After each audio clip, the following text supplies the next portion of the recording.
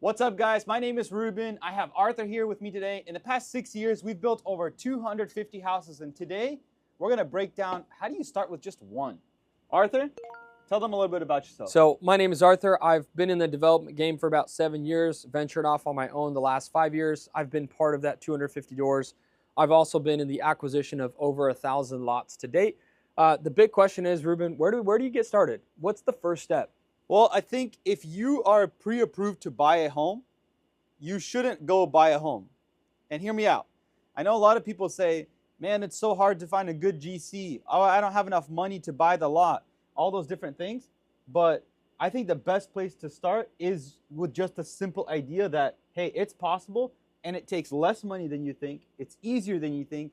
And you can actually end up with a nicer house or more equity instead of being negative day one. So let me clarify. You're saying I don't have to be a GC.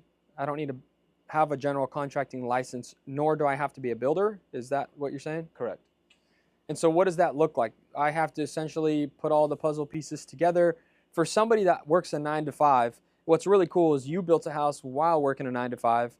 I didn't build a house. I hired the builder while working a 9 to 5, built my first house. Then I built 6 more houses on the side as a side hustle because I realized this works. And you only have to build one house really to have over 6 figures of profit. But for somebody working a 9 to 5, give me some really simple ABC 1, 2, 3. What's the first step? What do I got to do? Okay, so if you're in my shoes. Let's start at like the very, very beginning stages. Sure.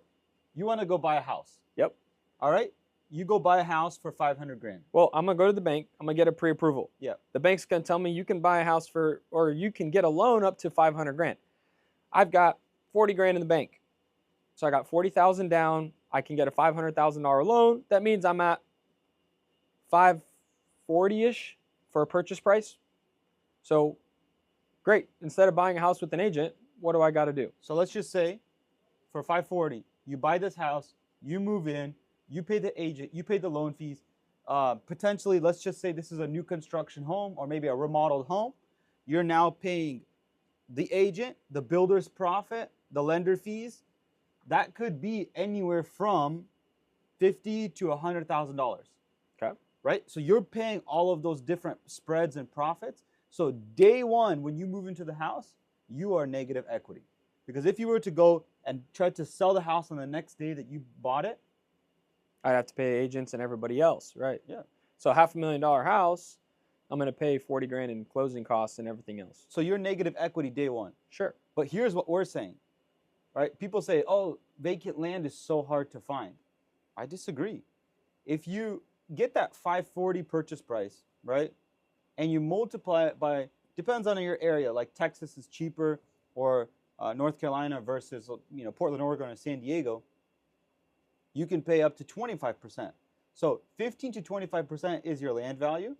If you go find a lot that's roughly 100 grand, you can build a house, move in, and be positive 50 to 100,000 instead of negative 50 to 100,000. After paying a builder. After paying Cool. a builder 10% fee. All right, so I got ChatGPT, my friend. This is my new assistant.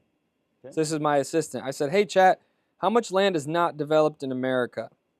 5.3% of land is developed. The remaining land is undeveloped and forests, wetlands, or other natural landscapes. That means there's 95% land available in America right now. Only 5% is developed. So how much land is there in America? So number one, do you need to be a GC? No. Why? Because you can hire the builder For to build it. 10% fee. Yeah, I would say 10 to 12% is fair. A lot of people say, well, there's not a builder out there to do that. That's not true. You just got to make the right calls and have the right resources, right? Yep. Or know the right people. Okay, so you know that you can pay 15 to 25% for the land. You know you can pay 10 to 12% of the build cost to a builder, right? What else are we missing? Construction cost? Let's break down these numbers. Yeah, we can break it down. I'm curious. 2.4 billion acres in America. 95% is not developed. 2.2 billion acres of land. So there's lots of land. So there's lots the of land. question isn't, is there land? The question is how to get there. So let's start with land.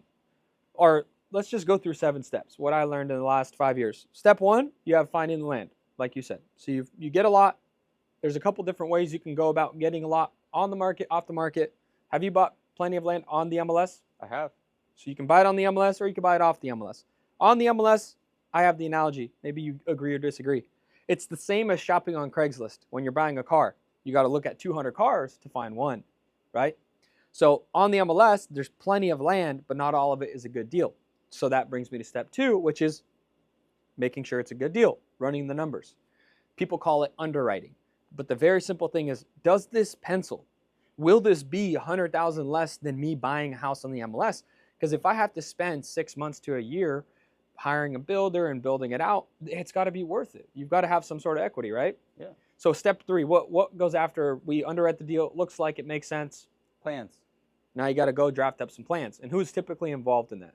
Architect, structural engineer, and you as the coordinator or AKA adult babysitter. Okay, so for step 3, plans, there's only one person really involved, right? Because you only need an architect. The architect will tell you who's the structural. The architect will give you the plans. The architect will coordinate everything. You just need to choose the plan you like. Okay. So go find a house that you like. Take a screenshot and say, this is the house I was planning to buy. Do you have a plan like it? Is that fair? Step 4, you got to get the permits approved. Who does that? You do. You and the architect, right? So step 4, and then step 5 is financing. But I think it's easy. If you're doing a personal house, let's actually break down. Can you give me a quick rundown? What does it look like to finance a personal build versus buying a house? What does it look like? Because this is if I'm going to go buy a house, I have a pre-approval. I make an offer with my agent, and I tell my loan officer, hey, here it is. Here's my contract I signed. Get me a loan. So building a home is very similar to actually buying a home because you don't have to buy the land outright. You don't have to pay cash for the land. So a lot of people think, oh, I need to own the land cash in order to build a home. Not true. You actually only need to put down 5% of the land plus the construction cost. Well, we're going to add in the 2% for loan fees and closing costs. So total 7%. If you want to build a $500,000 house, it'd probably be worth around $650,000. You do 7% times the $500,000. That's how much cash you need to have to get a construction loan that both funds the land and the construction. So 500,000 times 7% is 35 grand. Yeah. So if I was to go buy a house on the market, I could probably buy it for 500,000 and put around 30 to 35K. It sounds like the same number. But here's the difference between the two. I want to make sure we all understand. That house that you're buying for 500 on the market is worth 500. Yeah. But the house you're buying off the market or building is worth 650 with the same exact down payment. So now you have because you don't have that profit margin. Got it. That you're paying a builder or agent or all those different things. I guess if your end goal was to end up at a $500,000 worth house, then you would only get a loan for $400K. You'd go build one and have got it. And your payment would be less by like $500. Yeah. That's another really cool. I get this question all the time. It's more expensive to own a new construction home. Not true. So during the construction process, you pay interest-only payments, typically 8% of what you draw. So if you have $400K available. Explain what draw means. Yeah. So if you have $400K available to build a house and you pull a $10,000 draw to pay the foundation guy, you're only going to pay 8% on the $10,000. So you only pay interest on the money you borrow. So let's just say it's roughly the house is going to cost you $500K. The land was $100K. You have $400K left. Yeah. And you're going to spend around $75K a month. Yeah. Roughly. That means every time you take 75, you pay 8% on that, which is pretty minimal. So let's go 75,000. I love my calculator. I'd use ChatGPT times 8% in a year divided by 12 months. You're paying $500 a month. Yeah. So for every 75,000 you take while building is $500. During the construction period, you'll probably end up paying like $5K. Yeah. Maybe $8K. Yep. So really, if you say out of the $150,000, if somebody's worried about the interest they pay during construction, they're missing the bigger picture. And on top of that, technically, it's very normal if you're smart and you build a little bit under budget you'll have a little bit of spread left over in your budget. So let's just say you put a budget The line bank's item not going to take that money. So No, if they you have won't. extra money in the bank, why wouldn't they take it? How does that work? because of loan to cost. Okay. They're funding your loan based on 95% loan to cost. Got it. So ultimately they understand there's a spread for a builder. Okay, so it's like a shopping budget. If I got $2,000 to go shopping and I Right. spent $1,500, You'll I keep the 500. You'll keep the 500. So Got it. obviously you can't stretch this too far, but let's just say you put $15,000 for a foundation, but you only do a foundation for 10 grand. That 5 grand stays in your bank account at the very beginning of construction, and you can use that to pay the interest payments. And so to clarify, the bank does the math, and they say the house is worth 500,000. The construction budget is 400. They don't care if it's more. If it's more, you bring the money, but Yeah. it won't be more because you have obviously a contingency, you have a cushion. But if it's less, it doesn't matter because the bank feels comfortable that they're lending you 400,000 regardless. Because if you were going to go buy it on the MLS and they lend you 400,000, the good thing is they know it's worth 500 or 550. They're comfortable with the equity. And Got it. most of the So- time it'll come in at 650 when it's fully done and finished. They like to be conservative on their appraisals, right? Okay, so step 5 is going to be financing. My understanding. So to recap, guys, land was step 1. Yep. Underwriting was step 2. Running the numbers. Running the numbers was Okay. 2. 3 was plans and design, Okay. right? 4 was Approval. was the permit approvals, right? Okay. 5 now is financing. But on financing, want to make sure we're good. If you can go afford a $500,000 house on the MLS, you could go build a house for $500,000 that's worth $650. Yeah. And the house will be bigger, nicer. You Yep. could if you want. So a $500,000 house that's 1,800 square feet, you could go build a 2,200 square foot house. Is that fair? Let's say Exactly, 10% exactly. bigger. If you wanted That's a to rule of build thumb. if you wanted But to build watch, a cheaper house. but let's say on a $500,000 house that you would buy on the MLS, you could go build for 400, and now your payment's going to be like $300 to $400 less a month. So you'll have 100 grand of equity, $300 less of payments, and you only put in 30 to 35K like you were going to go buy it on the MLS. The only advantage you have is you've created some equity because you manage the builder, and you didn't have a real estate agent paying them 2.5% of, well, you don't pay an agent when you buy, but really it's just the equity in the deal from the construction. Yep. Managing the 7 steps, which we're on step 5. Step 6 would be construction. And again, all it comes down to is finding the right builder, the qualified builder. Can you give maybe 1 or 2 ways to know if somebody's qualified? A builder? Yeah. Oftentimes, when I'm talking to builders and I'm entering a new market, we've done deals pretty much nationwide, 17 different states, and what we've noticed is the builders that are cost plus have been the best ones. And what that means is they'll charge you exactly what their subcontractor charges, and they'll add on a 10 to 12% fee on top. Okay, so what if they say, well, it cost me $500,000, the house is worth $500,000. So how would you do that, and how would you make sure that you're safe? Do they just go, oh, whatever I build it for, you pay me 10% on top? Or is there like a certain structure?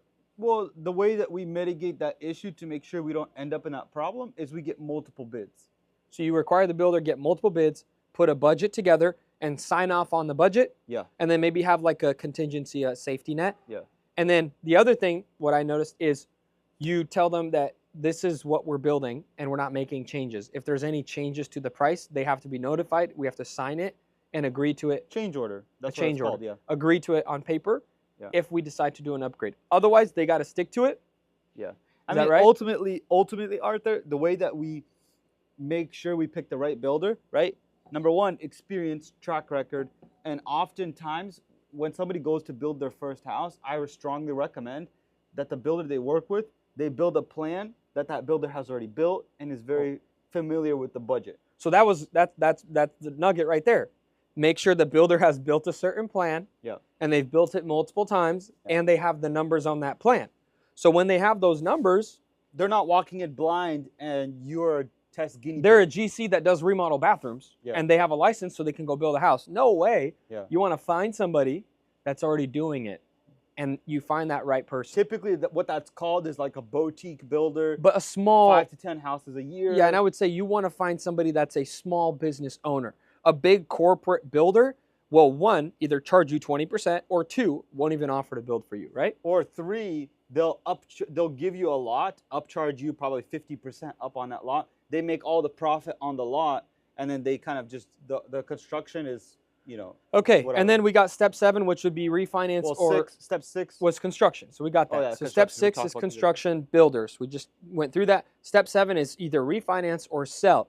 So we didn't talk about this on the finance. Does that mean after I finish the house, I have to go get another loan to live in it? Or how does that work? Well, yes and no, because every bank is different, and I've heard there's banks that do double closing. So what would you recommend? I would recommend a single closing owner builder loan. So they provide the construction, and then typically the rate floats down from an 8% interest only to a current actual mortgage interest rate, and it's a regular 30-year mortgage. So if I understand correctly, you do one closing when you're buying the lot. You have to give them the plans and the budget from the builder, and they say, this is a 31-year mortgage. 1 year of interest only to build it, and 30 years of a mortgage. They'll charge you an interest rate which is current, maybe plus 1%. So if it's a 6% rate, they'll charge you 7%.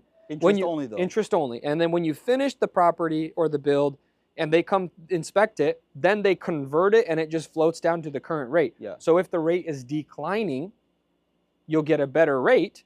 But what happens if the rate shoots through the roof and it goes to 9%? What happens then? There's a safety net where they can charge you a maximum, I think, 1 point, right? So they'll cap it out at that interest that you agreed to when you signed the docs. Yeah. Cool. Okay, so it's one loan, one closing. You pay the fees there. Only 7% down total. Is there ever a time where you have to do two loans, meaning one loan to build, one loan to refi? There are those type of loan products, but at that point, you're paying double the closing fees. But what point? When does it go to that new product? At 900, 850, or what's that? Conforming loan amount. What's that threshold so we know? So if you're building a more expensive house that's above, typically I think right now the conforming loan limit's $806,000. So if you want to build a house that's nicer than 806, you're going into a whole new territory of loan product. It's called because it's riskier. Jumbo loan. It's a higher interest rate. It's based off your bank statements and stuff like that. But I think that even me, I'm approved for more than that conforming loan limit. And even now, I'm building my third personal house right now, and I'm still building at that $806,000 max because that's the best bang for the buck. Okay, cool. So we got those 7 steps. Before we wrap up, I'd love to just ask you a question. Maybe you'll share it, maybe you won't. So you said this is your third house. Yeah. Can you give me your first, well, let's say your first build ever. What did you make on your first build? I'm assuming it wasn't a $53,000. So that was an investment. Yeah. Okay. Hard money loan. So how about I had bad credit. Let's share your first personal build, because now we have 53K, and then share, because you said 3. Then share your current house. What's your situation there? And then share the one you're doing right now, and what's your goal with that one, and we'll wrap it up. Yeah. So ultimately, guys, what I recommend is nobody ever get a hard money loan when they're first starting out. Just for your first build. Yeah, for the real estate investing career. Because here's what happened to me. I had to put a lot more money down on that deal, and it wasn't even my money, it was an investor, right? Number 2, I had to pay a ton of extra interest because of my lack of inexperience, and the project went longer. Then time sitting on the market, right? I was paying 12% interest based on the full loan amount, so not on draw. So all those 3 things like almost killed the deal. Okay. Where I should have made 150K on the house, maybe 125, I made 50 because of all the extra points, interest, and time on market that it sat and paying those interest only. How about payments. your personal house? My personal house, think about it like this: 7% down, interest only based on what you draw, converts to a 30-year mortgage, right? All of those big benefits made $250,000. Well, wow. Well, what was the house? $50,000 down, so $200K profit. So $200,000 of profit. What was the house worth when you sold it? $760. So $200,000 on $760, $500,000. You had a 23% equity. Yeah. Or profit. Yeah. That's great. So like we said, 20%. Yeah. So if you want to build a nicer house, you can have 20% on $500,000 or 20. Man, that's more. That's a lot more. Yeah. That's 40%. I can't do my math right. So $200,000 on $500,000 is going to be 40%. So you had a 40%. Cash on cash return. No, 40% just equity. Wow. Your house cost you 500. You sold it for 750, 200 net. I That's think crazy. I think a healthy margin for everybody to 20%. aim for is 20%. So that'd be 100K. 40%. Yeah, if you get a Cool. really good deal, if the area is really growing and there's a lot of new construction happening, yeah, you And might make 30, 40%. You but didn't share it here, but that house actually did what for you? it got me out of debt. So you got out of $250,000 of debt with one house. Yeah, So let's do this. If you guys watch Whoa. one of my other podcasts, I tell the Well, whole story. I'd love to pick your brain on it. So on the next one, we'll pick your brain on your story on exactly how you did it. And even if you have the one podcast on it, I'd love to get my perspective and kind of just pick your brain and see what it is. Yeah, but ultimately, yeah, got out in a lot of debt through a business and paid it off with new construction through this personal house game. And the best part is, guys, I paid zero tax, zero capital gains on it, because the IRS allows up to 500 grand if you're married filing jointly of zero capital gains if you've lived there for 2 years out of the last 5. Awesome. Cool, guys. Thank you all so much. I appreciate it. Ruben the Builder, he's crushing it. I got to just ask you a ton of questions today, and we got to learn the 7 steps. So like, subscribe, share. You'll see us on Apple, Spotify, YouTube, and then he's all over Instagram. He's posting everything that he's doing, so super cool. Young, under 30. Arthur the developer. So follow us on Instagram. We're posting day to day. We'll see you guys on the next one. Take care.